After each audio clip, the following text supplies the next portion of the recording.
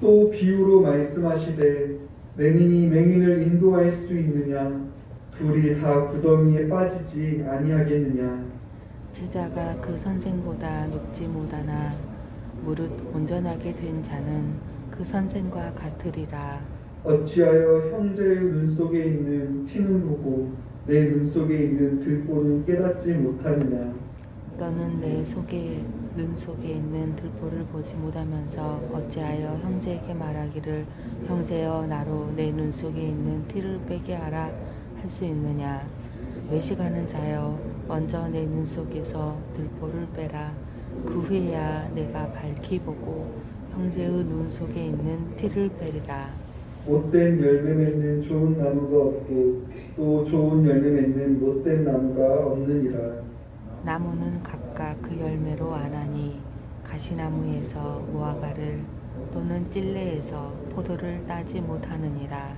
선한 사람은 마음에 쌓은 선에서 선을 내고 악한 자는 그 쌓은 악에서 악을 내나니 이는 마음에 가득한 것을 입으로 말하느니라. 너희는 나를 불러 주여 주여 하면서도 어찌하여 내가 말하는 것을 행하지 아니하느냐? 내게 나와 내 말을 듣고 행하는 자마다 누구와 같은 것을 너희에게 보이리라. 집을 짓되 깊이 파고 주추를 반석 위에 놓은 사람과 같으니 큰 물이 나서 탕류가 그 집에 부딪히되 잘 지었기 때문에 능히 요동하지 못하게 하였거니와. 함께 읽겠습니다.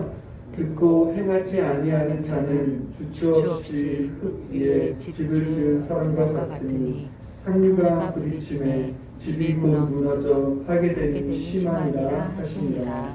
아멘. 오늘 본문은 형제설교의 마지막 부분으로서 예수님은 4가지 비유를 통해 제자가 주의할 것들을 말씀하십니다. 먼저 예수님을 따르는 제자는 맹인이 되지 않아야 합니다. 39절에서 예수님은 맹인이 맹인을 인도할 수 있느냐? 둘이 다 구덩이에 빠지지 아니하겠느냐라고 말씀하십니다. 여기서 말하는 맹인을 인도하는 맹인은 당시 백성들을 잘못된 길로 이끌었던 바리새인과 서기관들을 비유하는 것입니다. 그들은 자신만 하나님 나라에 들어가지 못할 뿐만 아니라 다른 사람들까지 들어가지 못하도록 회방하는 자들이었습니다.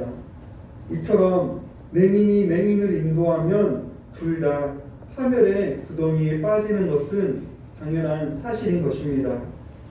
예수님의 가르침을 제대로 알지 못하거나 예수님보다 더 높아지려는 자는 잘못된 길로 인도하는 맹인과도 같습니다. 그렇게 잘못된 가르침으로 파멸의 구덩이로 인도하는 맹인이 되지 않으려면 좋은 선생으로부터 제대로 배운 제자가 되어야 합니다. 40절은 이를 온전하게 된 자라고 표현하고 있습니다. 온전하게 된 자는 잘 준비된 자를 뜻하는데 참된 교사가 되시는 예수님의 가르침을 배우는 자로서 제자는 예수님을 따르는 자로 예수님보다 높아지지 않고 예수님의 가르침을 따라 예수님을 닮아가야 합니다. 특별히 인도하는 위치에 있는 사람일수록 고난의 길을 가신 예수님의 삶을 따르는 제자라는 사실을 잘 기억해야 합니다.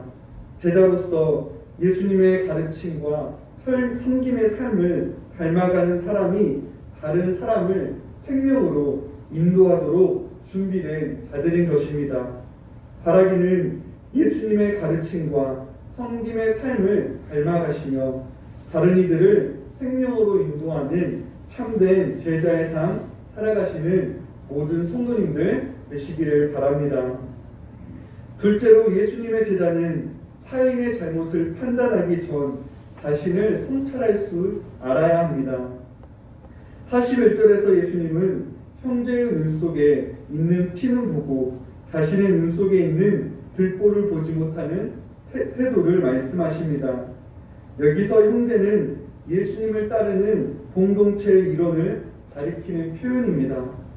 티는 들보에 비해 매우 작고 사소한 문제를 가리키며 들보는 지붕을 지탱하는 크고 두꺼운 목재로서 키와는 비교할 수 없을 정도로 큰 문제를 가리키는 것입니다.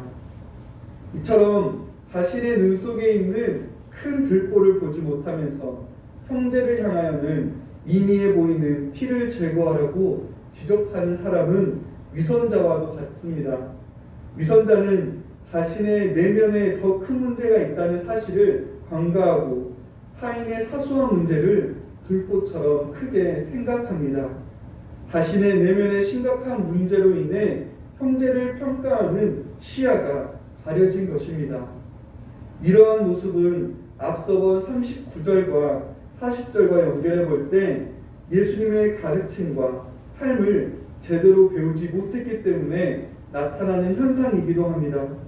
예수님의 가르침에 순종해 형제를 사랑한다면 형제의 허물을 용납하고 이해하는 마음으로 대할 수 있습니다. 자신의 들보에 먼저 주목하여 하나님의 자비와 용서가 자신에게 먼저 필요함을 깨닫게 될 때 하나님과 예수님의 마음으로 또한 밝은 시야를 가지고 형제의 티를 제거할 수 있는 것입니다. 이를 기억하시고 타인의 허물을 평가하기에 앞서 자신을 먼저 돌아보시며 예수님의 마음으로 동료 그리스도인들의 허물을 용납하고 이해할 줄 아는 태도로 도우시는 모든 성도님들 되시기를 바랍니다. 셋째로 예수님의 제자는 선한 열매를 맺어야 합니다. 43절에서 예수님은 좋은 나무에서 나쁜 열매가 맺지 않듯이 나쁜 나무에서 좋은 열매가 맺지 않는다고 말씀하십니다. 나무가 열매를 결정하지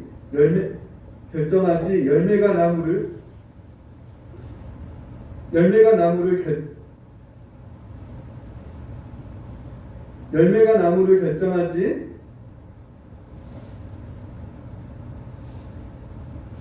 나무가 열매를 결정하지 않는 것입니다.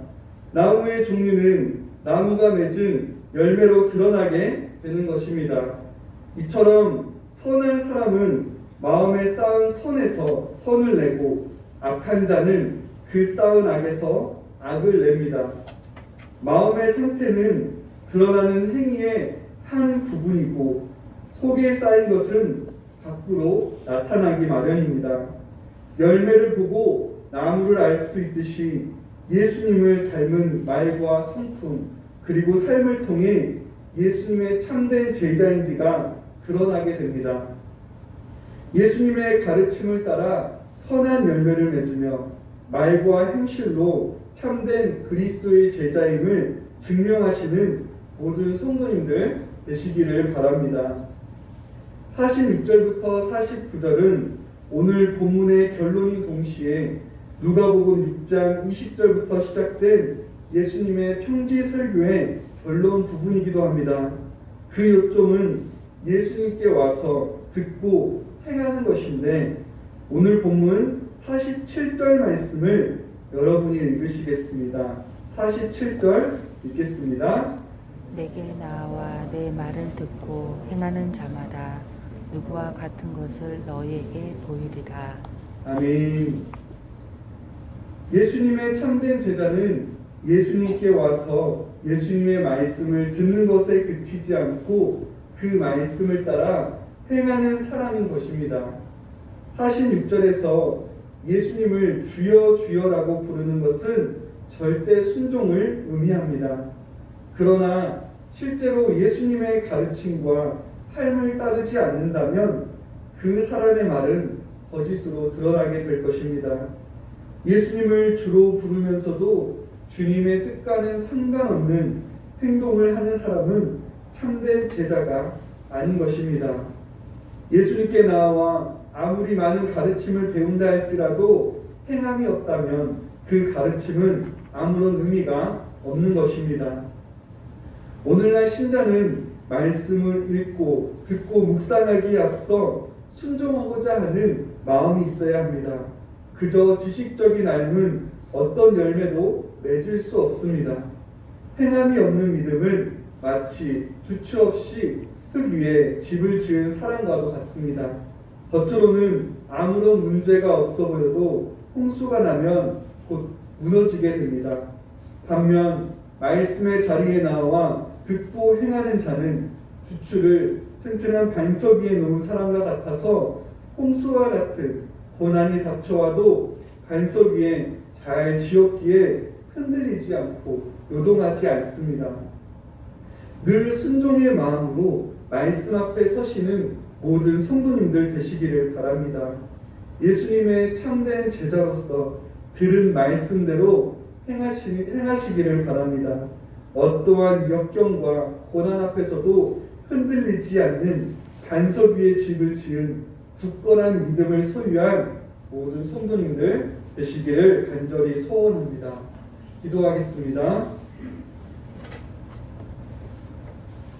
하나님 아버지, 예수님께 나와 그 말씀을 듣고 행하는 자가 참된 그리스도의 제자임을 보았습니다.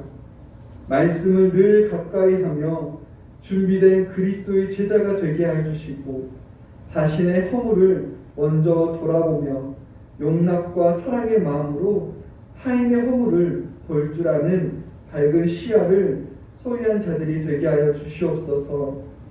예수님의 가르침을 따라 선한 열매를 맺으며 순종을 통해 굳건한 믿음을 소유한 모든 성도님들 되게 하여 주시옵소서. 하나님, 이 시간 하나님 앞에 나와 기도하게 하시니 감사합니다. 하나님 앞에 겸손히 간구하게 해주시고 저희 기도 소리를 들으시고 긍휼히 여겨주시기를 간절히 원합니다. 우리의 간절한 간구를 통해 하나님의 은혜가 임하게 하여 주시옵소서. 감사합니다. 예수님의 이름으로 기도드리옵나이다. 아멘.